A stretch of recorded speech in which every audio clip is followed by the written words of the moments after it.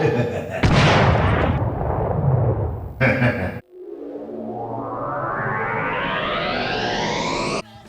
this is Trey from NintenDomain, and I'm here to give you a review of a new Switch game that just came out, Wheels of Aurelia.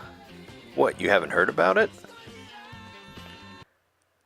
I mean, who else would want to know about the history of Italy in the 1970s and drive through all of their historic roads and find out all of the historic boom of that time and all the crazy things that are I really don't know that much about Italian history, but I still found this game enjoyable to play regardless of that aspect. But how can I convince you to check it out as a viewer, especially when, pretty much everyone right now is playing Super Mario Galaxy or Super Mario Odyssey, and I understand I've been playing that game as well, but Wheels of Aurelia could be a good change of pace for when you get tired of looking for moons. Meet Lela. She's the female protagonist of this game who has her punky hairdo and striped shirt and leather jacket, drives around looking for cigarettes and basically telling people in her car like how much of a feminist that she is. And speaking of people in her car, as you go through the adventure you will meet plenty of different characters along the way who will there'll be different hitchhikers that you can pick up on the road, and and it's all up to you. Like, you don't necessarily have to pick them up, or you can always just drive past them.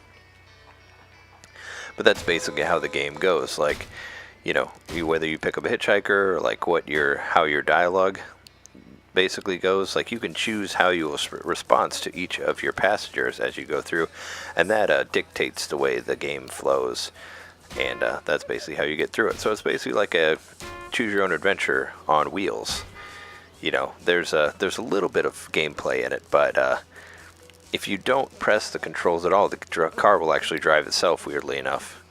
So you can more focus on the conversations that you have, which will lead the game to various endings and whatnot.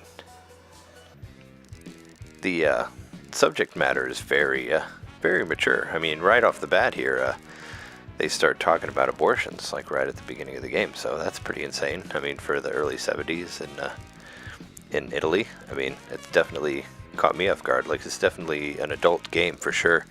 It almost feels like you're playing through an indie movie of some sort, But as you go through the game, there'll be like different events that happen. Like right here, this guy will ask you to race him, and whether you beat him or don't, that will change the outcome of the ending. And I don't think I ever beat him because the driving on this is a little difficult to do. But you're driving, as I could say, like for this, it's your driving can actually change the way the story goes as well. Like, check out this part right here, when my passenger gets pissed at how badly I'm driving. So I decide for the hell of it to just drive even worse. It ended up getting me a pretty bad ending in the end, but it's pretty fun to see, like, just about how much control you have here and how much you can, bounce off the walls. Like, basically all you can really do is you can just speed up and just go left to right, but you can hit the walls, and it does affect the story in some way. At least it did in this instance.